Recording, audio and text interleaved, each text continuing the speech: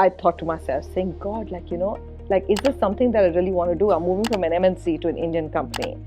And the whole world around me told me, oh my God, an Indian company. And an Indian company comes with its own baggage. And when I told the person that I'm happy to have these conversations, when I walked into the first one, on the whiteboard, I still remember it said, welcome Manika. This was unplanned purpose. I remember it was a vision. It was to basically kick some ass. And I can't ever forget that, because I heard that and I said, what? Is that corporate lingo? How can she speak to you like this? Doesn't she realize you're a young girl? Because for a mother, even though your daughter's 23 years old or 24 years old, she probably in her head is only 4. So I went through half the meeting listening to this F and V, and everybody was very normal. And I expected something really state of the art to come out of it. I'm like, I stopped the meeting and I say, folks, what is F and V that we're talking about? You won't believe it, Ankur, it was fruits and vegetables. And I just shut my eyes to say, oh my God. Or what are those? So if this was to be showcased to managers, what are those 2-3 things which is very relevant for a new age manager? All right, Manika, thanks so much for finally making time for this one. I still remember our earlier conversation when you were in Indigo many years back. That's right. Who knew we'll be sitting together after so many years like this? So here's to those missed opportunities and making things happen now. So welcome. Thank you so much. It's a pleasure. And I have to say this, that the last time I spoke to the two of you, I really enjoyed our conversation. So I told myself, however busy I get, I really don't care. I'm going to make sure that I find the time to do this. And I'm already looking forward to the conversation. I think I'm really going to enjoy it. Brilliant. So all of you listeners watching there, listen to what Manika is saying. Talk to us, you're going to enjoy a lot. We offer great conversations. So I was literally stalking your LinkedIn profile, and I saw we both started our careers at the same time. 2001. That's right. You did that internship. That's right. I did my first gig at Citi. Yeah. So while not very new, not a lot of new viewers will care about anybody's journey, right? Correct. There's just a boring set of topics. Yeah. But people who know you, may not have gotten a deep dive into how's Manika's journey been. So, walk us through that career path from 2001 to now. I will. So, I think life has been very kind in many ways. But also, I think one of my philosophies in life is just to trust it, and things will happen. I did my master's in psychology, and I specialized in organizational behavior. So very naturally, I wanted to go into HR, right? And it's a huge misnomer that you go into HR because of love of people, okay? And and people speak to me and say, oh, you must love people, and I love people, so I want to be in this industry. I almost smile at them to say, it's not so much about the love of people as it is about a drive to make an impact to the business. And people, like in any other job that you may take up, love for them will happen in its course, right? But you necessarily may not be loved.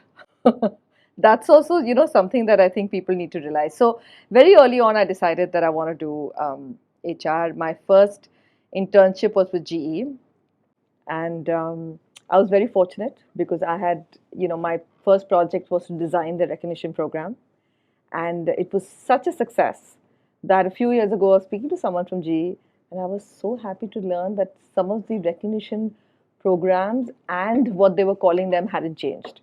So I truly believe, that was one experience. I was very young, but it was simply phenomenal. And I went to meet a friend at this consulting firm called Sapient. It is now the Sapient Publicity Group. But I went in just to meet somebody, and she happened to be in recruitment. And she said, you know what? We have a bunch of expats who've come in, our leadership team from other geographies, and we're looking to hire. So if you don't mind, can I get you to meet a few people? And I wasn't there for a job interview. But what I was amazed at is I met a bunch of people, and I just went with the flow, And at the end of that day, I had about 3 or 4, opportunities that they had identified, for me. So they had asked me, saying, you can join our core HR or our people team. You can be a part of a hiring team. You can be a part of a L&D team, or you could be a part of a staffing team. So I had these 4 opportunities, and I was just amazed to say that, what? I didn't even plan for this, right? And I went back home, and because I fell in love with what I saw, just smaller elements of their culture, which was very visible. I went back home and I said, I'm going to take this job up. And I remember having a conversation with my father who said, who in their right senses will give up a job with GE, because I was confirmed in GE and I had a job in GE, to take up something that is new in India and we haven't heard of. And I said, I'm just going to trust my gut. And I went for it. And I think that was, one of the best decisions that I've actually, ever made in life. Because sometimes you just, my intuition is very strong. So you go with your gut, but you also go with your head and you match the two. And my head told me, with everything that I saw, that this is going to be a global opportunity, for you. And you will get to interact and work with some of the best people you probably would have ever met. And my initial gut is something that I absolutely, saw happen. So I ended up spending 14 years with Sapient. And I have to say, that environment, that culture, the exposure that I got is something that I will carry, all my life, because I met the most wonderful people. My role changed every 2 years. I was doing something new. I worked with the best in class, I'd say. And I got to, I just got my hands dirty in every possible, thing that someone could ever dream of in HR. So that was a very, very incredible experience. And I spent 14 years there, and people who have this crazy drive in them to say, while everything may be hunky-dory, I started telling myself, you're a star here, but it could be because you spent such a long time here. So how, as I gave myself a challenge saying, can you recreate this magic somewhere else? And if you can truly recreate this magic somewhere else, then you can truly turn around and say, you've done something and you've made it. And I don't know why, but a lot of us have this, almost like this bug inside of us to say, questioning ourselves, and, which in retrospect is a good thing that happened. And again, it's through a mutual friend that I heard about an opportunity at Indigo. And I went in for an interview and I met with the HR head then and the president then and the group CHRO in that same week. And at the end of the week, I actually had a job offer. And again, I thought to myself, saying, God, is this something that I really want to do? I'm moving from an MNC to an Indian company.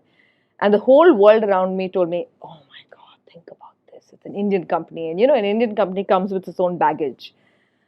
But I'm so glad that I told myself, no, you have to take this up. And you have to do this, because it's different, it's exposure. And you will get to learn something new, and there will be a muscle that you're going to, kind of build that you probably did not build elsewhere. And that's exactly what happened. So I spent about 7.5 years with Indigo. At the end of it, I was leading HR for a large part of Indigo. I was leading it for all of the airport operations, domestic and international, the engineering, the cargo. I played a corporate role. I was leading talent management. I'd led engagement in the past. So huge exposure. I was also leading, Agile, which was HR for Agile, which was their sister company. So great exposure, great learnings, made some, I think, friends who will remain friends for life. And at the end of that 7 years, I had the classic 7-year itch.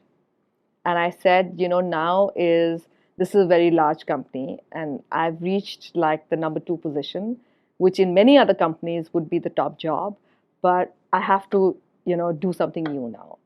And that's when I would say it's like almost like a rainbow in your life that appears, right? That's when Compass happened to me. I spent more than a year now on Compass. It's been absolutely phenomenal. It is, I have, when I look across my corporate career, I can tell you that, many times when we're starting our career, we don't know where it's going to end. But the more you challenge yourself, the more you take up opportunities, the more you believe in yourself, and you invest in yourself by not getting scared by new experiences, but actually saying it's new. And don't be hard on yourself, because there are many times that I've fallen down, where I felt like I failed at something. But I truly believe that failure is an event. It's not about the person, right? It's just an event in life. So I have, kind of learned from those experiences. And as I stand here, today, I can just turn around and really feel proud about the career, the journey, the loyalty I've shown towards the organization, what they've done for me and what I've done for them. It's been like a mutual win-win situation. And yeah, that's what my corporate career so far has been. Beautiful. I'm curious to go back to when you did that conversation with Sapient when you were in GE. Yeah. You spoke on that something made you feel this was the right place. Yes. And how old were you then? I was very young, yeah. Must have been 21, 22 years old. So a 21-year-old. 23 maybe, 23, 24, yeah. Still, very young. Today's 23-year-old doing that, you will say, what are you doing? Right? Yeah. And probably your father said that. Yeah. So expand a little bit on what was that touch and feel or experience that you felt? And it's funny enough, I'm always trying to recreate that till date. Because that's something that left a mark on me, right? When I walked in, I remember just the fact that there were, these whiteboards that I saw all around me, right? And had stuff on the whiteboard that everybody could just see what was happening, right? So there was a level of openness, open workspaces, a lot of energy and vibe that you pick up. And I remember walking in to say, look at the whiteboard, look at the fact that everybody's sitting on the same floor. They're all interacting and talking to each other. There is this buzz that I feel. That snippet, of the culture. And when I told the person that I'm happy to have these conversations, when I walked into the first one, on the whiteboard, I still remember it said, "Welcome, Manika." This was unplanned. But the fact that they quickly turned it around to say, okay, she's going to have a conversation. And I remember sitting across the people who I'd met, and they were just so open to say, listen, we haven't figured it out. We've got lots of opportunities, but here's our vision. Here's why we exist. And at that time, they had a very interesting purpose. I remember it was a vision. It was to basically kick some ass. And I can't ever forget that because I heard that and I said, what? Is that corporate lingo? But I actually loved it because it was easy, it was informal, it was, they came in from a different country, but they didn't judge what's happening in India, right? They gave me the opportunity to explore. And that's why there were 4 different jobs. And they spent the time in explaining each one. They also knew this is someone who's building their career and spoke to me very early on saying, you can pick up one, but you have the opportunity in this company to move and build other muscles, right? In that conversation, it didn't feel boxed in. Yeah. And just the fact that it didn't feel boxed in, and I knew that this is a company where you'll be looked after, where your needs will be met. And the drive that I have and the fire that I have in the belly, they'll give me opportunity that speak to that fire that I have. And I think that was it. I kind of walked away just feeling, wow, like this is something which is truly respectful and truly aspirational. And I think that's what stood out for me. Beautiful. You've spoken on some moments that matter for a candidate. Yeah. In this, early conversation experience, we call it talent acquisition, interaction, whatever. Yeah. Reminds me, we missed putting out Manika's name outside onto the name. So maybe next time we'll be more conscious of it. Just triggered. Welcome, Manika. Nice. Yeah, small things make... Small things actually matter. It's not the big things. Yeah. It's not the fancy things. It's just the small things, right? Yesterday, there's a team member of mine who we found out only yesterday, who completed 25 years of their wedding anniversary.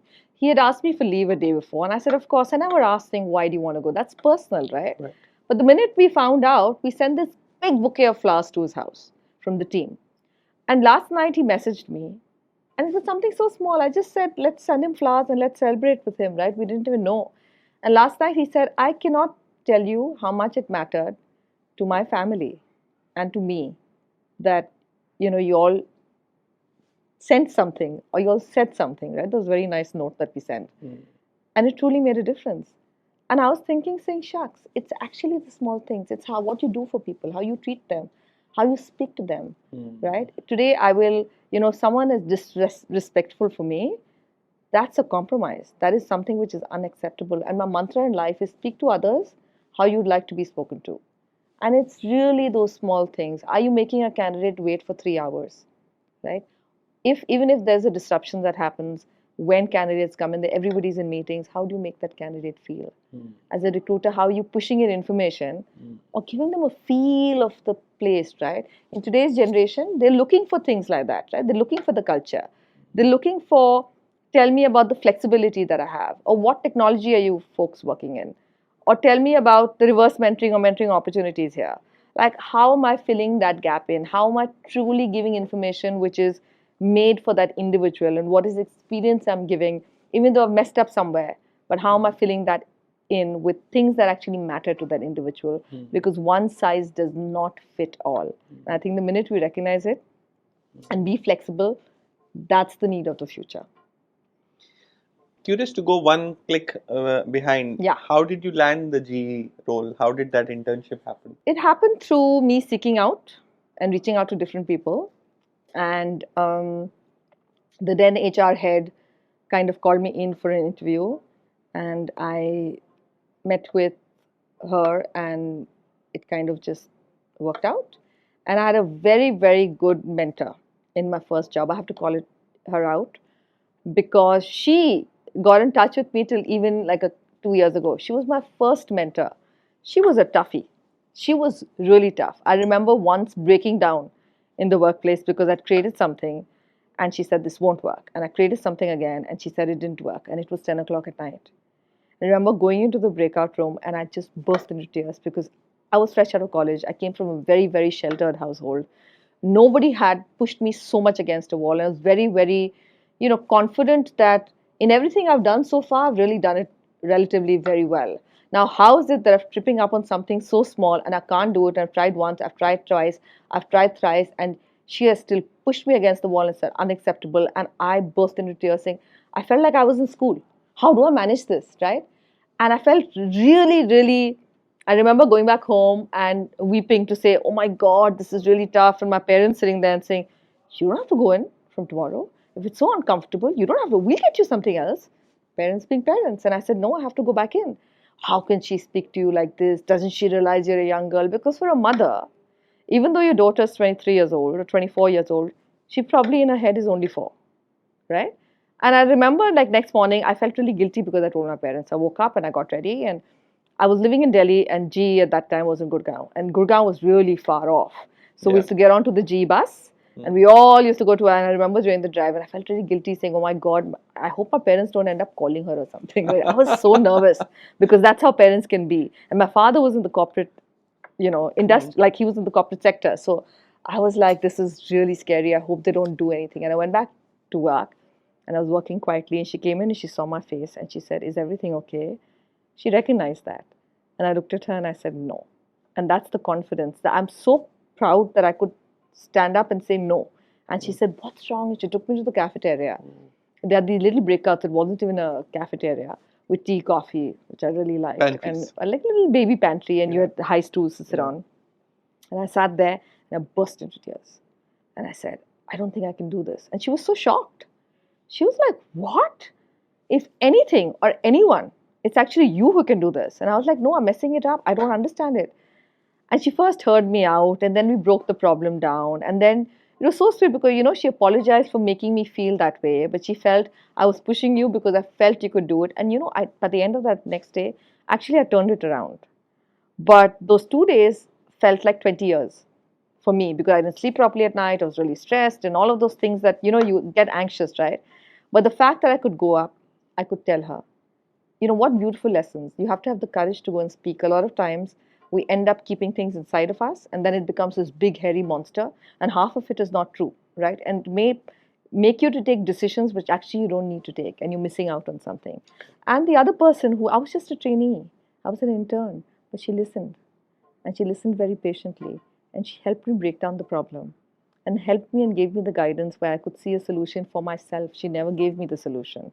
Such beautiful lessons of coaching, mentoring, leadership that I learned from that one instance. So yeah. And we make monsters out of the We managers. We really do. While there is an art of receiving feedback as well. Yeah, Had you absolutely. not said no Yeah. and kept forcing or being Yeah. hard on yourself, you Yeah. probably would have not made Yeah. it. Yeah. Beautiful. So let's now switch gears and talk about role of HR Yeah. today and Yeah. how some HR professionals are good and then some shine out as great business partners, and it kind of feels the business leaders would talk to them differently. They would trust them. They would seek their advice on business matters that they want to take decisions on. So, what has been your experience, and probably if you can uh, put some life into this by giving a real story of how you saw this. Maybe some of your conversation or some of your other colleagues interacting with business. What really makes good versus great HR? Yeah. Actually, this is, I feel very passionately about this. And through my experience, there are a couple of things that actually stand out in my mind. I think first and foremost, um, as an HR partner, you need to differentiate engagement from entertainment. Okay? It really bothers me when people come to HR to say, आप मेरा team building activity करा दो, या आप एक आ जाओ एक motivational speech दे देना, या आप हमें एक खो खो खिला दो. Gone are those days. And people who haven't been able to understand that, both in the leadership as well as in HR, right? I can go and, I mean, it's not only about the team building. And team building today, engagement is not so shallow that is driven only by how many office parties have you thrown, right?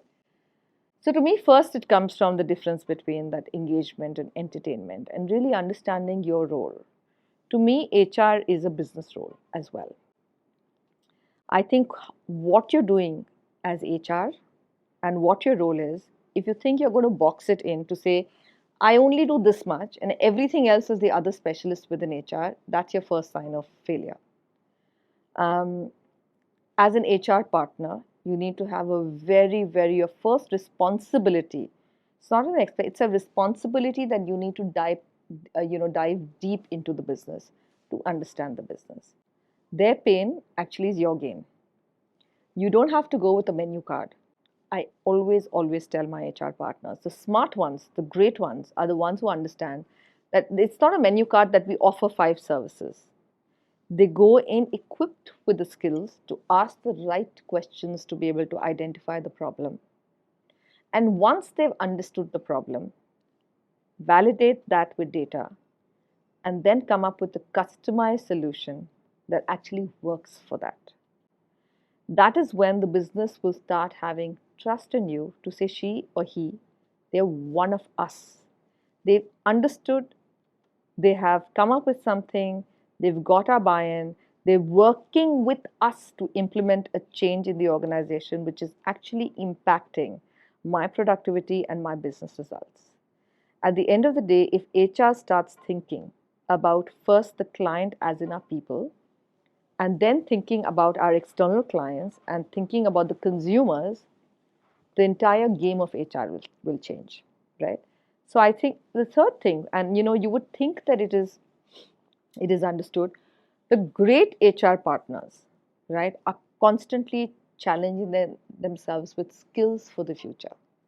That means you need to keep your ears and eyes open internally with what's happening inside the company, but also externally.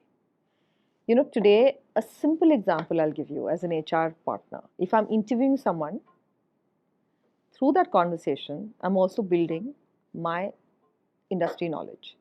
So apart from understanding about the candidate, I will also understand about the company the candidate is coming from. So open-ended questions like, tell me about your team structure, tell me about your org design, or tell me about how do you do X, Y, and Z. It may be something that I'm challenged with in my workplace and I can't solve for it. I get answers by being inquisitive, right? I may end up even asking the person, tell me about the top 3 people practices in your company that you're most proud of. What am I doing? I'm collecting what's happening outside. Through a conversation, I'm building my own knowledge. And when HR partners have the curiosity to be able to do this, I think that's when they become a game changer because they will own a point of view. When you have a point of view, which is not basis what's happening internally only, and you have an outside in view, you start become a differentiator for yourself. And last but not the least, I think, just in terms of, so that learning agility I spoke of, that is really important. But last but not the least, it's about the values of an HR partner.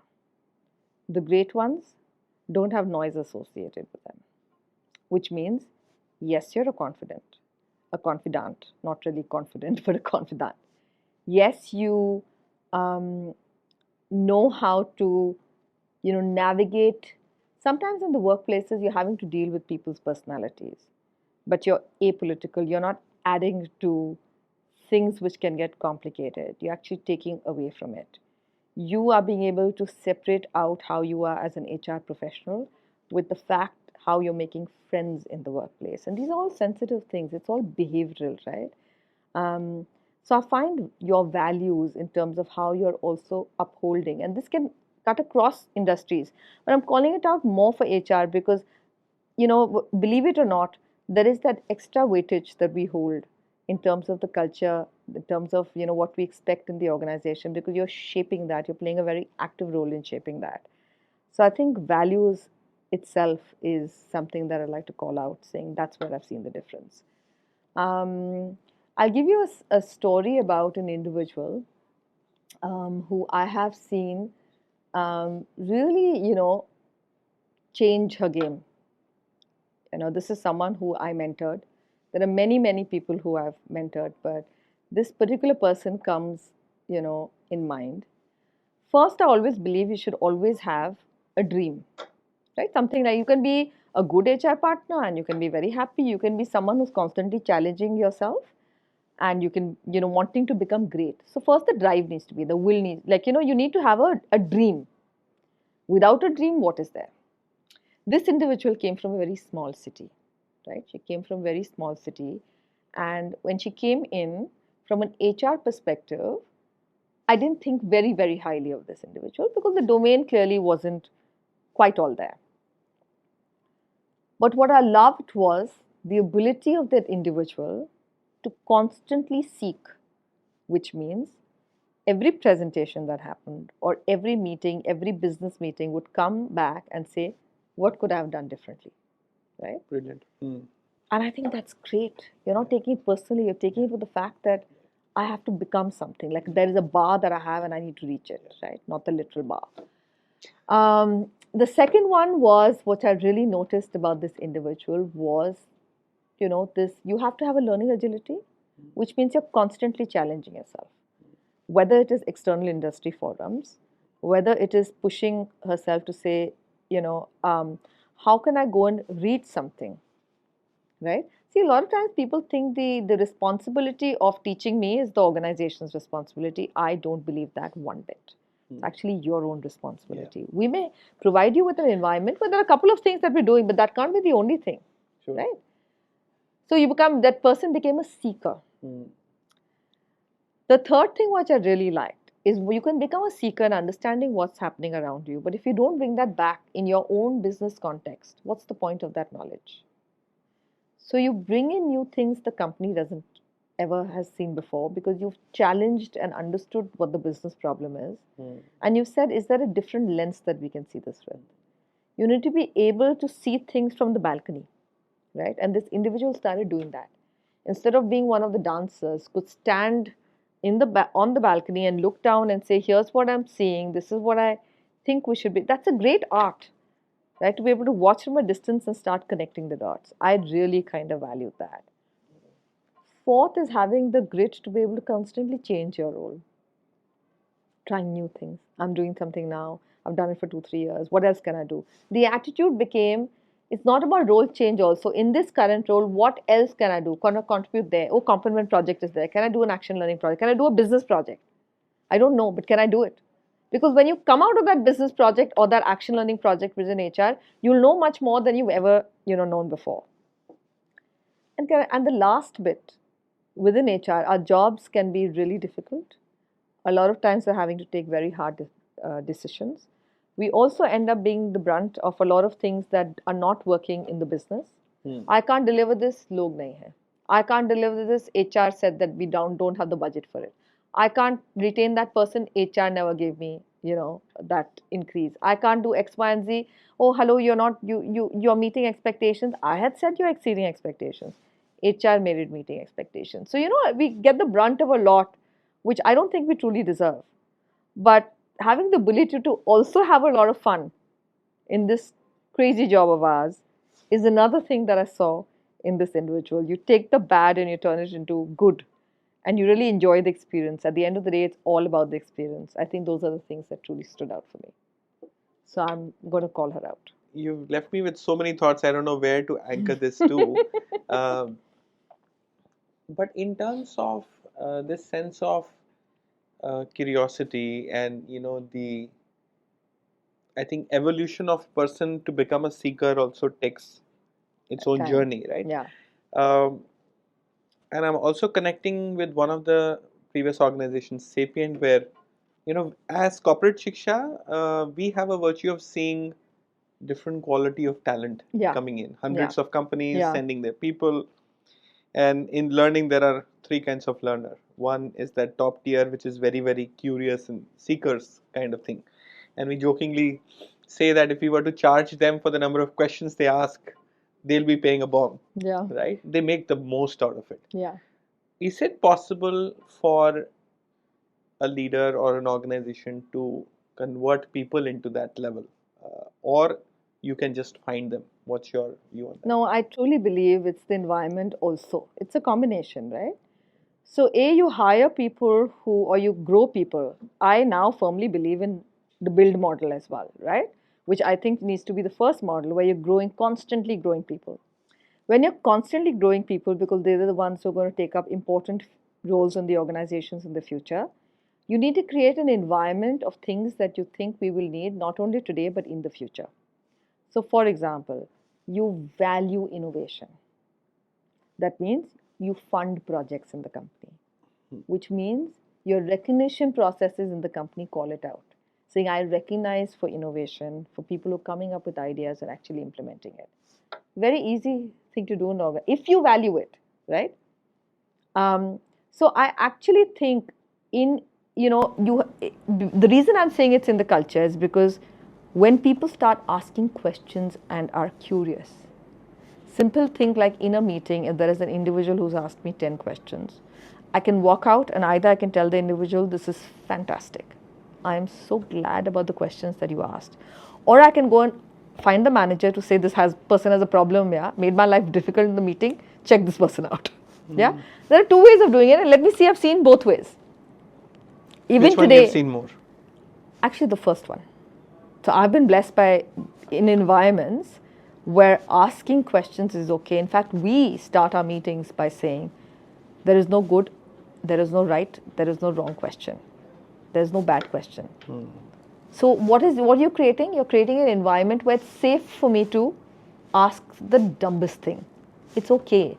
I'm not going to be judged. Our leaders, as a leader myself, I have been in a meeting, I work for a food services company. I'm going to give it this example. When I joined, there's a lot of acronyms in the company, right? And I couldn't get some of them. And I was in this meeting where constantly, and I'm forever giving this an example, because that day I thought that the earth should divide and I should just jump in. But I was like, they were going F and V in my mind. I'm like, what is F and V? It sounds really complicated. F and B I know, but what is F and V? So I went through half the meeting listening to this F and V, and everybody was very normal. And I expected something really state of the art to come out of it. I'm like, I stopped the meeting and I say, folks, what is F and V that we're talking about? You won't believe it, Ankur, it was fruits and vegetables.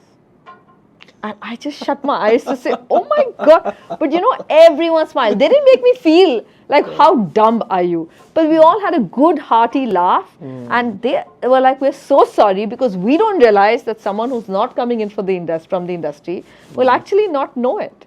Sure. So it's absolutely okay. Which takes us to the idea saying, hey, when I'm redesigning my new hire induction, the first thing I told my team was one of the things we should have is a cheat sheet. With all of these fancy acronyms, with what it means, even if you get the top 50 in the company, I'm okay with it. But it's a start, right? Yeah. I'm like, but that's how you learn. That's the environment is. It's all in, it's kind of more, we're bringing you in. We're integrating you. We're welcoming you. We're nurturing you. We're providing you with the tools. That's what we need, and it's okay. So it really depends on the culture that you're creating. on a lighter note, there was an intern who joined the organization. It's a corporate jargon joke. And the manager said, you have to work on this particular project and I need this report by EOD. And this guy joined in November.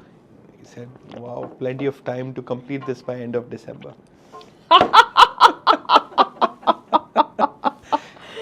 And next day morning there was a review and he learned the EOD the hard way. That's hilarious. Okay, super. So, tell us a little bit about you spoke of learning agility several times. You also spoke of the importance of really skilling for the future, right? So, tell me, how are you doing it for your team? Yeah. So I'll tell you in terms of learning agility, what we're doing. So we have realized that what we need is to make sure that people don't end up becoming a frog in the well. That means I'm in my comfort zone, I have this context, this industry, this thing, and I don't have any idea of what's happening, outside. So we're trying to feed that in back to them. So two kind of classes that we do. One, we've got speaker sessions.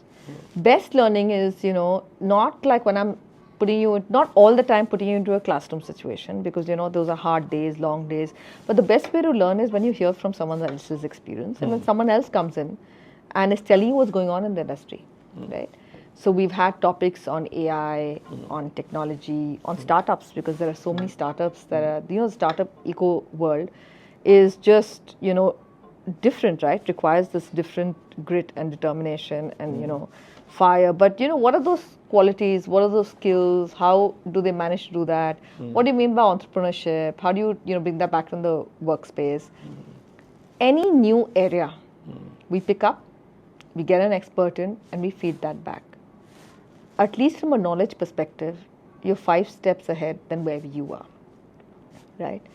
So one is, through that. We also have master classes, right, on areas that we find that people need a little bit more in-depth understanding. And these are not classic time management, types, but more in terms of, for example, the leadership team spent a day in an innovation lab in Bangalore, right? We all went and we went and understood what's happening in the environment. How do we bring it back to the workplace? What do we need to do differently? How do we build ourselves for the future?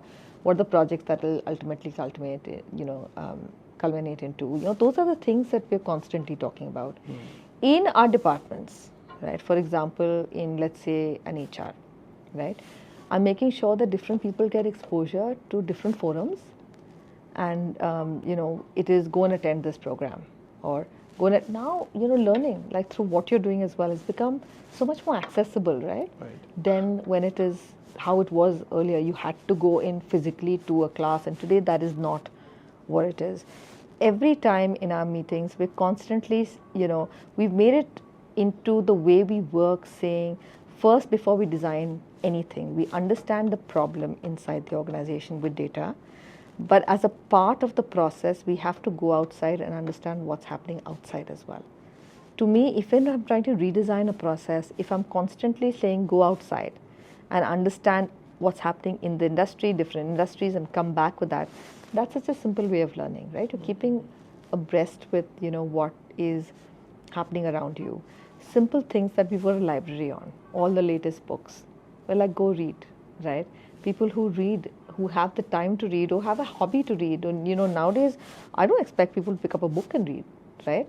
They'd rather learn through a podcast, and I'm absolutely fine. But they come back and share those learnings with the rest. And of course, we've got a huge investment. So I just returned from Berlin. I spent a week with leaders across the world within Compass in a program that we have with the EMST, with the European Management School of Technology, that one of the best in the world, which is hardcore just on things like strategy, on leadership, on culture, on styles, on various different topics. But that's immersive leadership. I just attended a program called Inspire and Grow for sales, but we're not only getting salespeople to attend it, we're getting everyone else in the in operations or in different internal teams to go and attend it.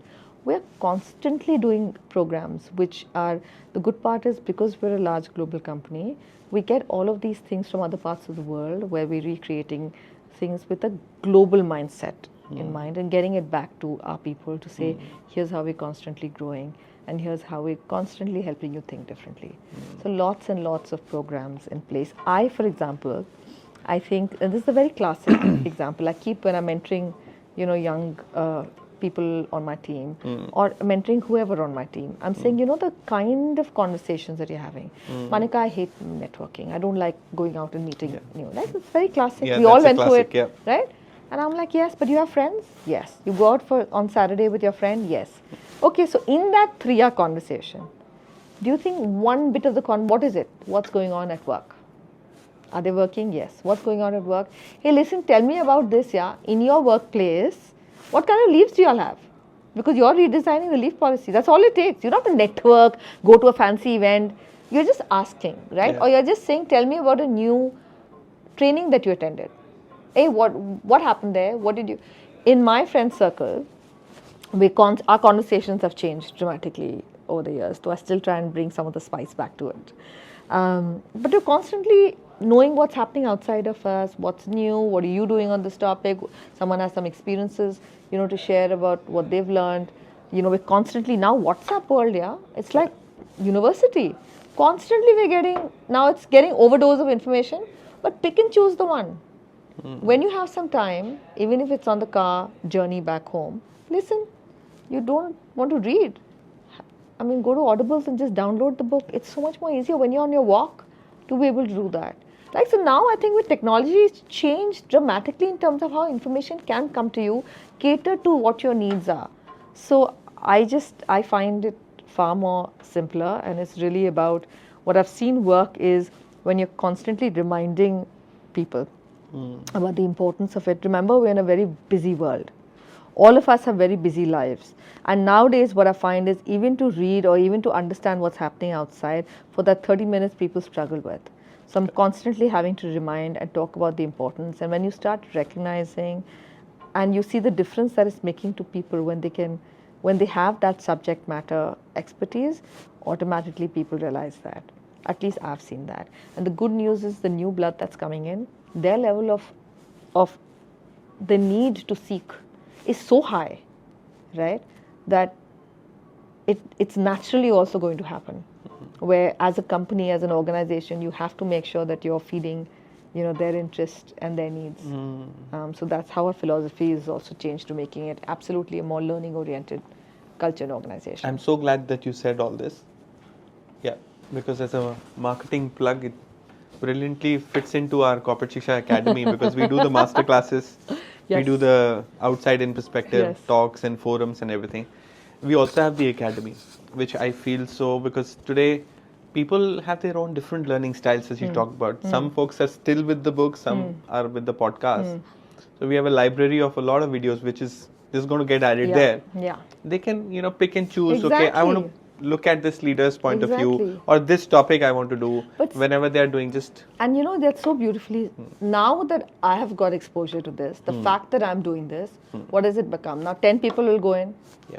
I'm hoping it's more than 10. But let's say a bunch of people will go in and see this podcast. They will also understand, oh, this is just one, right? There's so many more. Yep. What is it doing? Sparking curiosity. To see, and that's why we have to make such things, make people aware. Because now also there is so much out there that you can get very overwhelmed very fast. Yeah. To say, where do I go? What do I need? So it can become a little, difficult. So making people more aware of these platforms, what rich knowledge exists there. Leadership playing a very important role of trickling it down and demonstrating the same behaviors by making time for such things is how we will make sure that we all have that learning organization that we're creating in our workspaces. And, just double clicking on this particular learning culture, right? I 100% am aligned that it's so overwhelming, so much of information, everything prima facie looks good. Which one is the right one? And do I have time? I have these deliverables to do. Now, HR team is asking me to go to do this, listen to this talk by somebody who's coming and talking about entrepreneurship. Why should I get into this? And, that plays in people's mind. So first, give us some data. What kind of uptake are you seeing? How many people are showing up in these sessions? Yeah. And do you struggle getting the So, seats filled?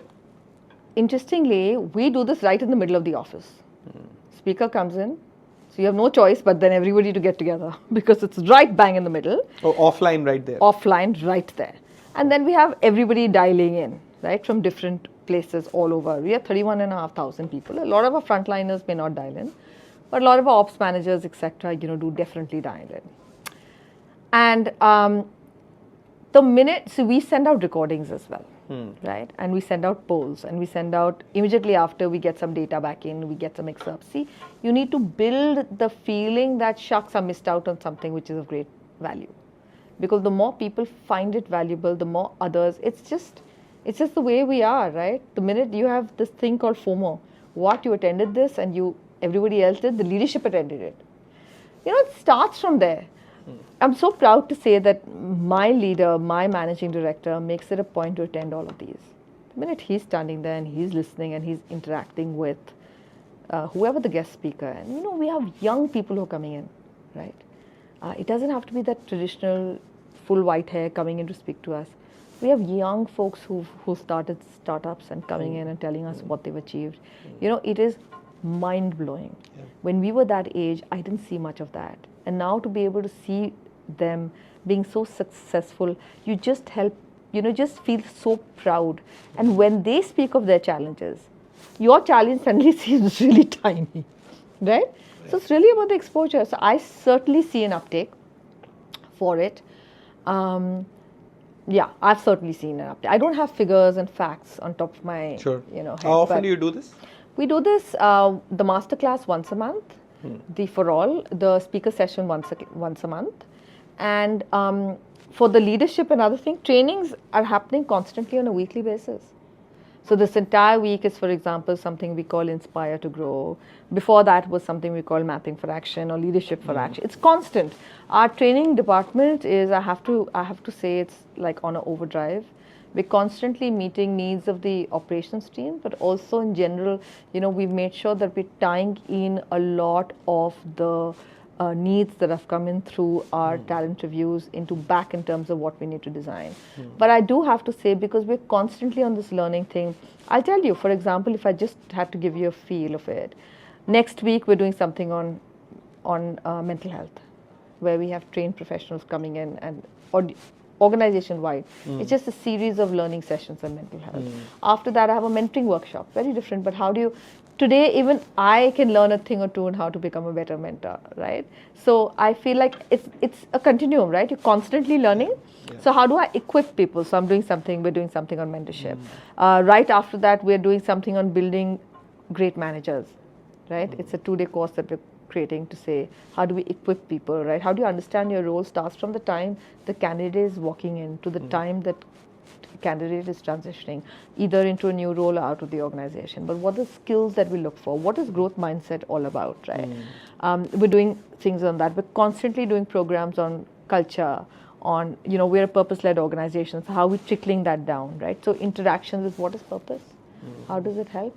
How are you differentiating by being a purpose-led organization? What is our purpose? How do you identify with that? How is it something that you're seeing on a day-to-day basis in your everyday life? So it's constant. And that's what's building the learning culture. Beautiful. We must talk about AI. Yes. AI is a buzzword, a new wave, also a reality at many organizations. So what's happening at Compass and particularly personally at your life, how is AI sort of come in? Oh wow, in my life, I don't know how AI has come in, but all I know is that I've stopped going to a vegetable market. I mean, that's technology. I'm not sure what role AI is playing, but I think the way we are functioning in our lives is dramatically different from how it was 5 years ago. I don't need to go to a vegetable store. I don't go to a grocery store. If I need something, in 10 minutes, I have it in my house through Blinkit. I mean, everything which was a hurdle earlier has just become so smooth now. I'm amazed. The other day, my printer wasn't working, and my son looked at me and said, "What? You just send it to Blinkit and they print it out?" I'm like, "Don't be silly." He's like, "Yes." And in 10 minutes, doorbell rang and the prints were in place, right? And I'm like, okay.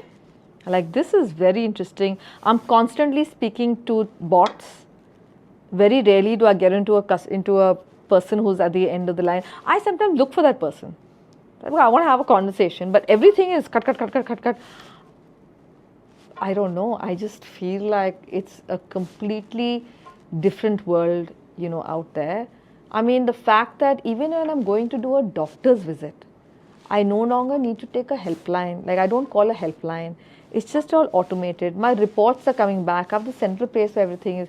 It's in every facet of my life where I've seen how dramatically through technology has it changed, right? So I'm definitely reaping the benefit, of it. I kind of value it a lot because we're able to do that much more with our lives than what we've ever done before. From a work perspective, I think where we are the company that we acquired is a technology company, one of the companies. So they are way ahead in terms of AI because they're an aggregator and that's the field that they are in.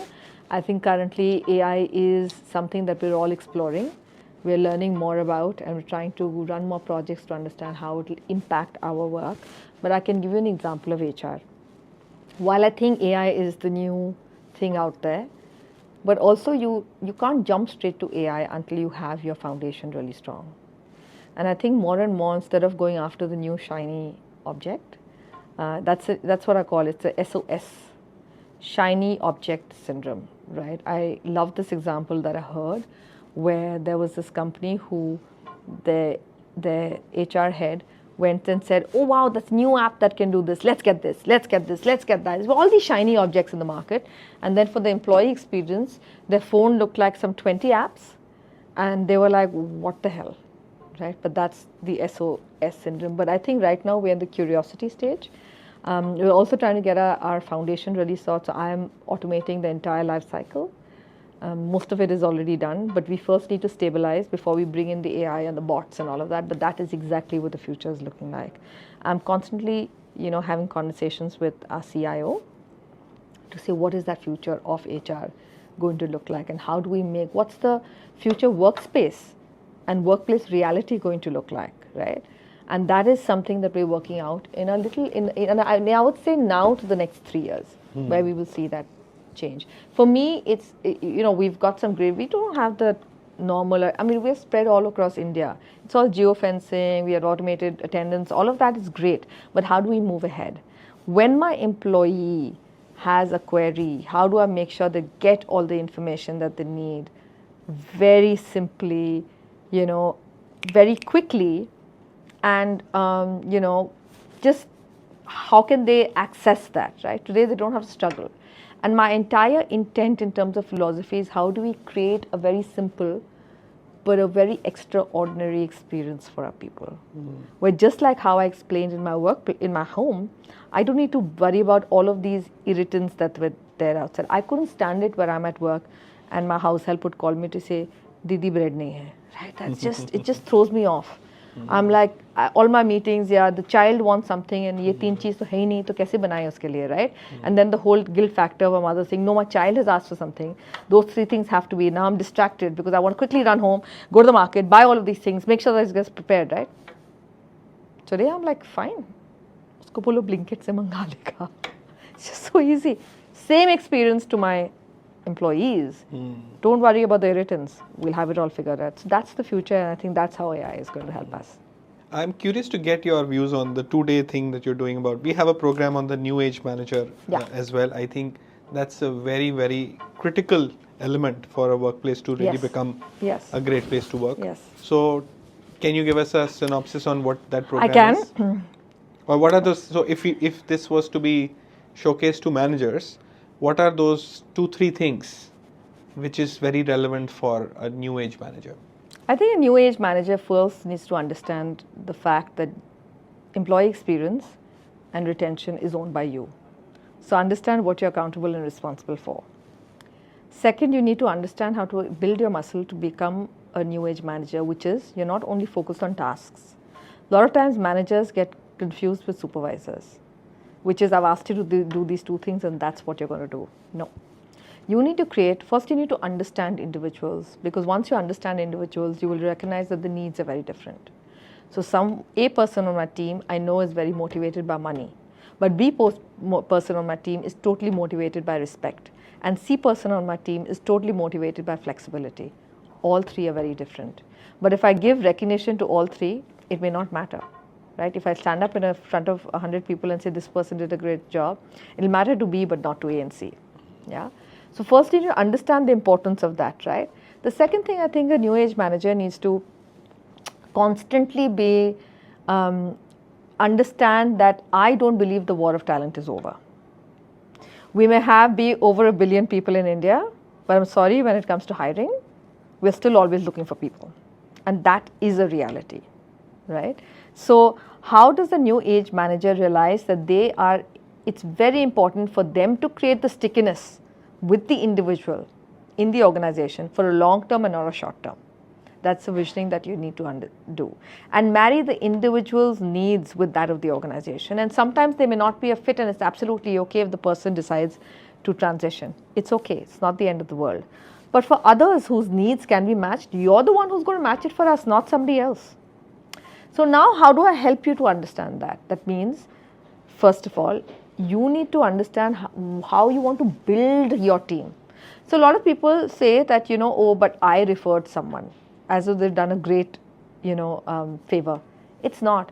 When I'm meeting people in the market, I'm constantly thinking about where to place them in the company. Because you need to understand the mix of your team, and you need to understand how you want to design your team and work with your friend HR to be able to do that, right? Once you understand that mix as a manager, you need to understand the people who you bring in to deliver what the vision and what you're trying to get, right? Make sure that that diverse team is something that you need to take accountability for. You can't blame it on someone else. We will work to make sure you have the policies and processes that you need, but the person's accountability to make sure the individual is having a wholesome experience in the workplace is your responsibility. So first it goes, the manager program will help you understand your role, but also equip you with skills. Today some of the managers struggle with conflicts. They struggle to call, and I haven't seen this change over the years, right? I still see a lot of people thinking the way to do this, because naturally I feel like we have all been brought up in a particular way. And I don't mean to be biased, but it's very natural to tell, right? How do you move from telling to asking? It's okay. It's absolutely okay. And how do you help managers stay up with the changing workforce? You need to, for it to become a reality, that most of our corporate workforce very soon in 2025 will really be of the people who are in the 20s. You can compare them with your children, but the fact is they have far different needs than what you're ever used to. They're looking for, how advanced is the company from a digital technology perspective? What is the new stuff that's happening? How come there's no gamification here? How come, is there reverse mentoring opportunities? What next? Show me the laddering. Show me how can I move and build skills, right? Flexibility. They look at wholesome lives, right? They're looking for flexibility even in terms of what simple things like benefits. Today, I want a gym membership. I may not want your car lease, but I want a gym membership. Or today, I want to be able to travel more, so for which I need leaves, and can someone else donate me their leaves? It's okay, it's a part of a culture. So the needs are so different that managers need to understand that this workforce is not a traditional. You may have your people who are in the 20s, your millennials, your Gen Zs, Gen X, baby boomers, funnily enough, all working together. And how do you deal with that? It's a reality, right? So those are some of the things that I think it's really, really important in shaping the culture of the organization. Simple things like, whatever your values are, how do you trickle that down? We don't talk about it because it's a fad. It actually builds the sense of the organization. And, I think that's what a majority of the manager is an extension of all important leadership verticals in a company. I find the managers to be an extension of HR, for example. They will, when you have a problem, who's the first person they go to? The manager. So am I equipping the managers with everything that they need to be able to, deal with the managees That's my responsibility to do that, and that's what the manager program helps them accomplish. I also want a small message, maybe 3 pointers, action oriented for HR professionals, and especially when things don't go well, right? Good messages, business says, okay, I'll deliver. Right? Bad messages, laying off, poor feedback, bad appraisal outcomes, Yeah. They'll say, okay, HR will do that talking. So many of us just take that as a role and say, okay, we will do it as if they're supposed to do it. What should these people who don't have the courage as yet to challenge the business, saying that, no, I'm going to be with you, but this is your job to deliver? 2-3 things that they can do differently. I think as HR, make sure that you have a spine. There's a reason why you hold that position, right? It's for you to challenge. I think the most important role that an HR person can play is to show the organization the mirror. That means to show the leaders their mirror. You are the trusted advisor. So by saying no, it is never wrong. And you're not saying no, you're actually asking questions. Why do we need this? Ask it 5 times, but why? What will it help us accomplish as a business? What will we be if we didn't have this? There's simple questions which are open-ended, which will give you the answers, but never do something that you're not convinced with. You will be dealing with the repercussions, you will be dealing with the consequences. It's no one else who's going to come up in front. So in your roles, we need to constantly have an eye for detail, constantly have your ears and eyes open, and constantly question and make sure that you are totally in sync with what is being asked for. Ask the question why. In fact, I'll say ask it 5 times to make sure you're absolutely convinced before you get on to do anything. And that's my message to all HR partners. Beautiful. And people who don't find time for learning. Well, if you don't find the time to learn, unfortunately, very soon, you will end up being that frog in the well, because unfortunately, the world is moving on at a pace that most of us can't keep up with. It actually does not, learning, you've got this big black box kind of a thing associated with it, saying it'll take so much of effort. But can I tell you, learning can be broken down into very simple things. What is the conversation you're having in the cafeteria with your friends? What is the one thing that you've seen in your reels? Go and follow things on Instagram if you're on Instagram, which will give you a piece of what's happening around you. Now you have news in shorts. You don't have to read the newspaper. That's what the world is coming to, right? So they're very small things. I mean, go online and find a podcast that works for you. You're out for a walk, you're in the gym, you're on the treadmill, put it on. That's all it takes. It's really not something that is going to take forever. It takes 21 days to build a habit. If you take out that 5 minutes every day to say one page, or 5 minutes I'm going to hear something, or I'm going to have a conversation, that's all it takes. Start small, but just be consistent and it'll happen. And are you on, what social media platforms are you on so that folks can follow you? Yes, so I am on LinkedIn.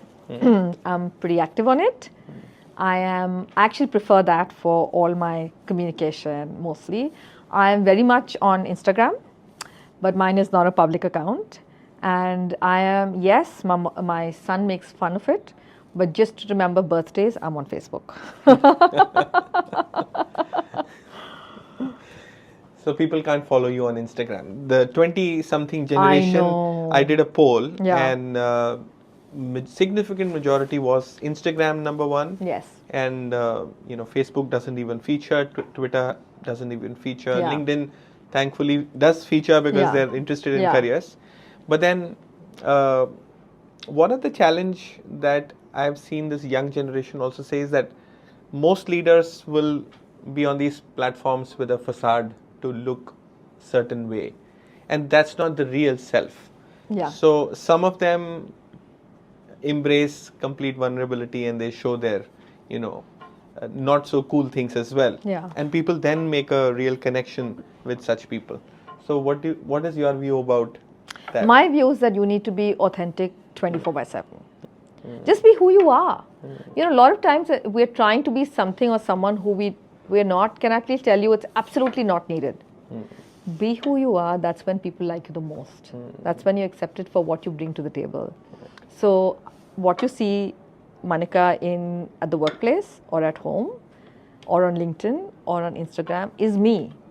right? And when you try and be someone who you're not, A, it's fake, so you're not even comfortable, so it'll look awkward. And B, people who you spend about a majority of your day with in the workplace know who you are, whether you like it or not. When they see someone who's being projected as who you're not, can I please tell you that word will get along, right? And word will get around, and the more conversation and focus will be on your attempts in trying to be someone who you're not. And I think it just takes, it's an overhead. It takes too much of time and energy. So just be yourself, and as I always say, right, just trust yourself. Obviously things are working. If you've reached a particular place in life where you want to be, the things are working. And the more natural you are, the more you trust in your leadership, and the more flexible you are to be open about learning new things and even changing and adjusting yourself and your style to meet the needs of the workforce that you're managing, I think that's what you need to be. Super. So, thank you so much for making time for this. This is also a testament that you are ambassador for one of our values is learn every day, because I think it's a practice that we do. So your spending time here is also cementing that belief that you're interested in that. And thank you so much for your time and sharing your candid views. Much appreciated. The fact that this has lasted so long is just proof that I've really, really enjoyed it. And I look forward to doing this more in the future, and I hope people find it valuable. But I really would ask every HR leader or anyone in the HR industry who's interested in doing this with Corporate Shiksha to come forward, spend the time, because it's so, so worth it. So thank you. Super. Thank you so much.